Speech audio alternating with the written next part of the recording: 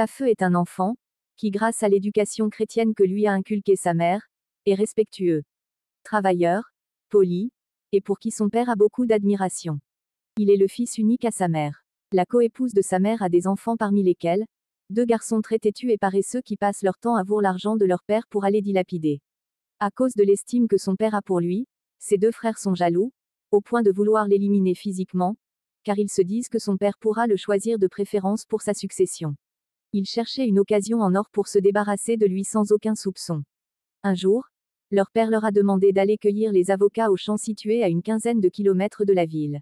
Ils doivent pour cela emprunter un véhicule sur 10 kilomètres, puis continuer à pied sur environ 5 kilomètres. Comme chaque matin Tafeu lit et médite la parole de Dieu avant de sortir, ses frères sont partis sans lui car il fallait aller de bonne heure. C'est donc après la prière qu'il les rejoint au champ en empruntant les mêmes moyens. En chemin, ses 2 frères ont déjà réfléchi et trouvé le moyen de se débarrasser de lui. Il était question de l'assommer et de balancer son corps dans le grand cours d'eau en contrebas de leur champ. Ainsi ils pourront rentrer annoncer qu'il les a laissés pour aller pêcher et après ils l'ont cherché en vain. Ainsi, lors des recherches on trouvera les corps et croira à une noyade. Dès que Tafeu est arrivé, ils lui ont demandé de descendre avec eux au cours d'eau, pour une partie de pêche avant la cueillette car il y avait assez de silure dans ce cours d'eau. Tafeu est d'accord et les suit jusqu'au cours d'eau. Pendant qu'il s'apprêtait à lancer son hameçon dans l'eau, il reçoit un coup violent à la nuque et perd immédiatement connaissance. C'est le plus grand de ses 2 frères qui venait de l'assommer à l'aide d'un bâton. Les 2 enfants le portent et eux balancent dans l'eau, puis ils rentrent sans avocat en ville pour alerter leurs parents tels qu'ils ont préparé. Près de 20 personnes sont mobilisées pour aller à la recherche de Tafeu. Le cours d'eau est passé au peigne fin, mais aucune trace de Tafeu. Pendant la recherche, un gros crocodile a tenté d'entraîner un homme dans l'eau. Il a eu la vie sauve grâce à la puissance de ses muscles et du coup que son ami a porté sur la colonne vertébrale du crocodile. Les gens commencent à croire que Tafeu a été dévoré sûrement par les crocodiles. La recherche est restée vaine jusqu'à la tombée de la nuit. Tout espoir est perdu. La mère de Tafeu est inconsolable, elle vient de perdre son unique enfant. Koum est un homme considéré comme mythique et mystique, qui vit seul dans l'immense forêt de Zuignon. Personne ne savait où il habite, il ne recevait jamais de visite. On sait seulement de lui qu'il vend les plantes médicinales et la viande boucanée au marché de Sakba. Certains disent qu'il habite dans une grotte, alors que d'autres disent qu'il vit dans un trou d'arbre. Bref, c'est quelqu'un qui est trop craint par le commun des mortels. Koum est en train de parcourir la forêt à la recherche des écorces d'arbres et de plantes médicinales, comme il en a l'habitude. Il voit une personne accrochée sur les branches d'un arbre tomber dans l'eau. Il dépose son sac, se rapproche du corps qui était presque inanimé. Avec beaucoup de peine, il sort le corps de l'eau. Tafeu ne respire plus, il le croit mort. Mais en penchant son oreille sur sa poitrine, il constate que son cœur est en train de battre faiblement. Heureusement, comme sa bouche est fermée, il n'a pas pris beaucoup d'eau. L'eau avait donc entraîné Tafeu qui est venu échouer sur les branches d'arbres. Koum essaye de le ranimer. Après une trentaine de minutes, le rythme cardiaque avait augmenté. Il lui fait le bouche à bouche et sa respiration revient, mais il est toujours inconscient. Il se déplace sur quelques dizaines de mètres, cueille une herbe, le frotte entre ses mains et la place sur ses narines. Tafeu éternue fort et reprend connaissance. Cependant, il est très faible. Koum le masse avec des plantes qu'il connaît par la maîtrise de la nature. Tafeu ne parvient pas à parler. Il décide de le transporter chez lui, situé à 3 kilomètres du cours d'eau pour la suite des soins. Il met Tafeu sur le dos, mais avant d'atteindre sa maison, il a besoin de se reposer une dizaine de fois, mais il y arrive quand même. C'est pour cela que lors de la recherche on n'a pas retrouvé Tafeu. La maison de Koum, contrairement à ce que pense le commun des mortels, est une cabane en bambou avec un toit en chaume et munie de 3 pièces. Tout à côté on peut voir un dispositif lui permettant de sécher les gibiers pour une bonne conservation. Koum cultive juste un peu de quoi vivre malgré le caractère très fertile des sols et y produit aussi un peu d'huile de palme. Il trouve que porter les produits du champ pour aller vendre au marché de Sakbak situé à 10 km de chez lui est trop pénible. Il préfère commercialiser les produits plus légers et plus rentables, comme les remèdes et la viande séchée. Il continue le soin sur Tafeu. C'est jusqu'à demain matin que Tafeu peut s'exprimer. Sa première question est: où suis-je? Où sont mes frères? Qui êtes-vous? Koum lui demande de quel frère il parle. Tafeu lui dit qu'il se rappelle que quand il était avec ses frères près de l'eau, quelqu'un l'a frappé à la nuque et qu'il avait perdu connaissance. Koum lui raconte comment il l'a récupéré et l'a emmené chez lui pour le soigner. Tafeu demande à Koum s'il vit comme cela seul dans la forêt sans voisin. Koum commence alors à lui raconter son passé. En réalité là, vivait autrefois son grand-père. Ce dernier s'était déplacé pour aller vivre dans un village où il avait donné naissance au père de Koum. Le père de Koum s'était marié à une femme de ce village et avait donné naissance à Koum. Il était venu un jour en ce lieu montrer au père de Koum sa maison qu'il avait laissée en brousse pour regagner ce village. Sa mère étant morte dans des circonstances pas très claires, c'est son père qui l'a élevée. Le chef du village avait monté un coup pour éliminer son père. Parce qu'il dénonçait l'injustice que le chef exerçait sur la population. Son père avait donc fui avec lui, pour venir s'installer dans la vieille cabane de son grand-père. Ils y vivaient à deux et son père lui avait appris la maîtrise de la nature et des plantes médicinales. À la mort de son père, il avait préféré rester en brousse en se disant que comme les hommes sont hostiles à la présence des autres, il préfère vivre avec les animaux. Tafeu lui demande s'il est donc marabout et comment il vit à bas sans avoir peur. Il lui dit qu'il a plutôt peur des hommes qui sont plus cruels que les animaux. Il dit: je ne suis pas un marabout, mais les gens croient que j'en suis un très puissant et c'est cela qui fait ma force. Cette peur qu'ils ont de moi assure ma sécurité. Koum avait beaucoup d'objets à la maison qui ne lui servent à rien. Tafeu lui demande pourquoi il les achète. Il répond que c'est aussi pour utiliser de l'argent qu'il travaille, ce qui fait rire Tafeu. Il demande de quelle localité sort Tafeu. Il lui donne un nom qui ne lui dit pas grand-chose car il ne s'intéresse pas trop au reste du monde. Tafeu dit à Koum qu'il n'entend pas retourner chez eux de sitôt car l'histoire de la vie de Koum lui a rappelé l'hostilité de l'homme envers son vis-à-vis, si bien qu'il voudrait vivre l'expérience de Koum en restant en communion avec la nature. Koum était fier d'avoir une bonne compagnie. Sa maison est un dépotoir des médicaments naturels. Tafeu avait l'impression que finalement toutes les plantes sont des médicaments et qu'il faut seulement savoir comment les combiner et les utiliser. Tafeu décide de rester en formation chez Koum pendant 6 mois. Koum lui demande si ses parents ne lui manquent pas. Il dit que peut-être, mais de toutes les façons il doit être déjà considéré comme mort, mais qu'il leur fera une surprise au moment venu. La manière dont Koum s'était servi des plantes pour le sauver l'avait impressionné et il entendait partir de là avec une connaissance profonde des vertus de la nature. Tafeu est devenu pour Koum un fils qu'il n'a jamais eu. Tafeu l'aidait dans ses activités en se formant en même temps. Tafeu a une grande capacité d'assimilation. En peu de temps il est déjà si apte que Koum peut l'envoyer lui chercher telle ou telle plante sans risque de se tromper. Tafeu est déjà tellement habitué à se déplacer dans la forêt qu'il a oublié la notion de danger. Au marché de Sakbak, Koum lui a déjà acheté beaucoup d'habits dans les brocantes. Avant de continuer, pense à t'abonner si c'est pas encore fait, like la vidéo si elle t'a plu, ça nous aide vraiment. Donne ton pays d'origine en commentaire, votre plaisir fait notre bonheur. 6 mois sont écoulés depuis l'arrivée de Tafeu chez Koum. Tafeu est maintenant un vrai spécialiste des plantes médicinales. Il pense déjà à retourner dans sa famille.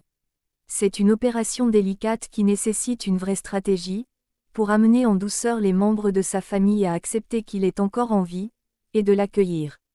Une chose lui facilitera un peu la tâche, le fait que sa mort n'était qu'une supposition, étant donné que l'on n'a jamais vu son corps. Mais seulement cela fait quand même 6 mois qu'il a disparu. S'il n'est pas mort, où est-il depuis?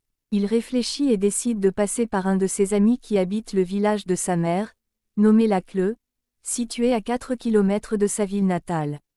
Comment joindre cet ami? Une idée lui vient. Il propose à Koum de l'emmener au prochain marché de Sakbak pour qu'il se renseigne auprès des commerçants qui viennent d'ailleurs faire ce grand marché. Comment faire pour arriver à Lacleux? Koum est d'accord. Au marché, il appelle son ami à partir d'un call-box. Son ami demande: qui est au bout du fil? C'est moi Tafeu, n'aie surtout pas peur. J'avais disparu, mais je ne suis pas mort comme on le pense. Je veux que tu me rendes service, je te donnerai tous les détails de mon histoire quand on se reverra. Son ami très content de cela lui répond qu'il est prêt à lui rendre ce service et lui demande de venir vite afin qu'il ne croie pas qu'il est en train de rêver. Tafeu lui dit qu'il est question de venir d'abord chez lui pour qu'il l'aide à rejoindre sa famille en douceur, mais il faut encore attendre 1 semaine, le temps de prendre congé de son bienfaiteur. Au retour, Koum et Tafeu préparent son départ. Au prochain marché de Sakbak, Tafeu porte un gros sac de médicaments traditionnels et Koum un gros sac de viande boucanée. Tout cela constitué est bagage de Tafeu. Au marché, un commerçant lui demande d'emprunter un véhicule pour la ville de Gâteux et que de là il pourra emprunter une moto-taxi pour le village Lacleux. Au moment de se séparer, Koum le remercie pour tout le service à lui rendu et lui remet une somme de 30 000 francs. Lorsque Tafeu arrive à Lacleux, il constate que son ami avait organisé une petite fête pour l'accueillir. Son ami était très heureux de le revoir. Après avoir bien mangé et s'être reposé, Tafeu raconte son plan d'action à son ami et ce dernier est de son avis. Il prend le téléphone de son ami et appelle le plus grand de ses frères qui voulait le tuer. Alors, qui est à l'appareil? C'est moi Tafeu. Quel Tafeu? Demande son frère. Tafeu lui demande s'il ne reconnaît plus sa voix et ajoute qu'il appelle du séjour des morts. Il promet qu'il viendra les chercher car il fait bon vivre là-bas. Son frère était convaincu que c'était des farces, et se demande qui peut blaguer avec les choses aussi sérieuses. Comment est-ce possible que quelqu'un se passe pour Tafeu qui est mort il y a 6 mois déjà et probablement mangé par un crocodile? Il raconte cette histoire à son petit frère et complice. Ce dernier lui dit de ne pas s'inquiéter. Quelques minutes après, il reçoit un message WhatsApp avec une photo de Tafeu habillé d'une longue robe blanc-neige style soutane. Il laisse tomber le téléphone et se met à fuir. Après 100 mètres, il rentre prendre le téléphone pour montrer cette image à son petit frère qui a vu, se met trembler comme une feuille d'arbre malmenée par le vent. Les deux enfants sont complètement perturbés. Ils font des efforts pour cacher leur inquiétude, mais n'y arrivent pas. On pouvait les voir sursauter dès le moindre bruit. Ils croient avoir affaire à un fantôme. Ils ne réalisent pas du tout que Tafeu peut être encore en vie. Ils marchent en regardant toujours derrière comme si quelqu'un les suit. Dans la nuit, vers minuit, Tafeu et son ami arrivent à l'entrée de la concession de Tafeu. Son ami reste sur la moto pendant que lui, il glisse dans le champ et se retrouve à côté de la fenêtre de ses frères. Il frappe doucement à la fenêtre.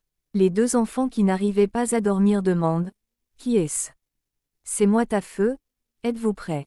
Je suis venu vous chercher. » Les deux enfants se lèvent du lit en criant si fort que tout le monde s'est réveillé dans la concession. Pendant ce temps, Tafeu rejoint son ami et il file la moto. Les enfants disent à leurs parents que Tafeu a frappé à leur fenêtre, mais personne ne veut les croire. Le père conclut que c'est un simple cauchemar. Les deux enfants protestent et demandent à leur père s'ils peuvent avoir le même rêve au même moment. Cet argument attire l'attention de leur père qui commence lui aussi à se poser des questions.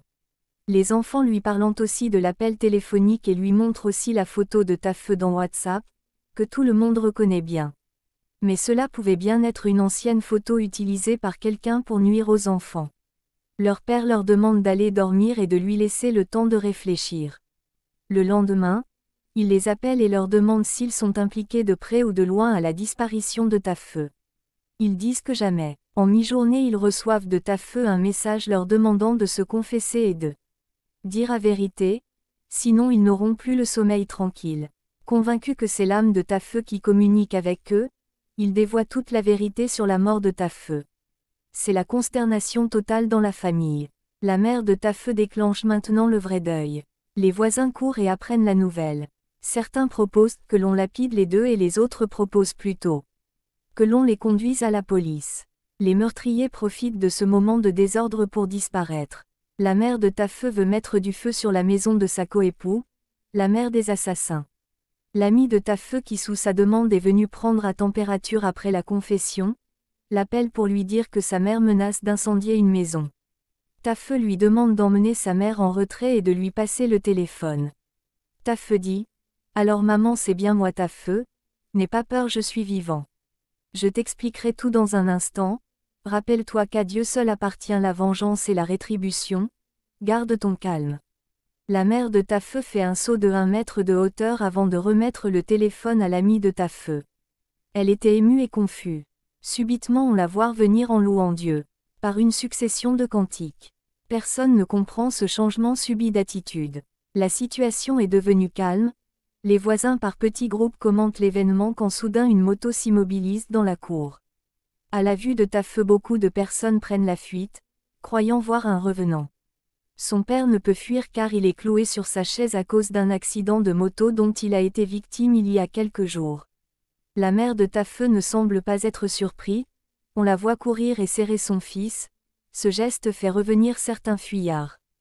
Tafeu descend de la moto et crie « Venez les voisins, n'ayez pas peur, ce n'est pas un revenant, c'est bien moi. » Les gens accourent, assez confiants.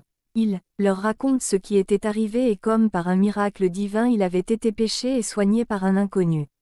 Les gens l'écoutent avec étonnement, mais convaincus de la réalité des faits qu'il raconte, les voisins déchargent les sacs de viande et de médicaments traditionnels qu'il dépose dans la maison. Il avait suffi seulement 3 jours de massage pour Tafeu, pour que son père abandonne les béquilles qui lui permettaient de se déplacer. La mère de ses bourreaux était couchée à cause de la crise d'estomac qui a déclenché de suite de la confession de ses enfants. Une poudre blanche à elle donnée par Tafeu avait calmé sa douleur au point que le lendemain elle vaquait déjà à ses occupations. Les voisins conseillaient à Tafeu de porter plainte contre ses frères pour tentative d'assassinat. Tafeu répond ainsi: laissez-les fuir leur propre ombre, je ne m'occupe pas d'eux. C'est à Dieu que j'avais porté plainte et il a écouté ma prière, il a transformé le mal en bien car je suis devenu un phytothérapeute. Les gens venaient le consulter et il priait et les guérissait, sans s'intéresser à l'aspect financier. Cependant les gens lui donnaient plus d'argent que ce qu'il aurait dû demander, heureux d'avoir retrouvé leur guérison. Tafeu était devenu comme un messie dans la ville, à cause de sa connaissance des plantes médicinales. Sa mère avait demandé à l'église d'organiser un culte d'action de grâce pour le retour de son fils. Le temple de Dieu était plein pour la première fois ce jour-là. L'histoire de Tafeu a ramené beaucoup de gens à l'église. C'est un véritable témoignage de la puissance de Dieu. Pense à t'abonner si c'est pas encore fait, like la vidéo si elle t'a plu, ça nous aide vraiment. Donne ton pays d'origine en commentaire, votre plaisir fait notre bonheur.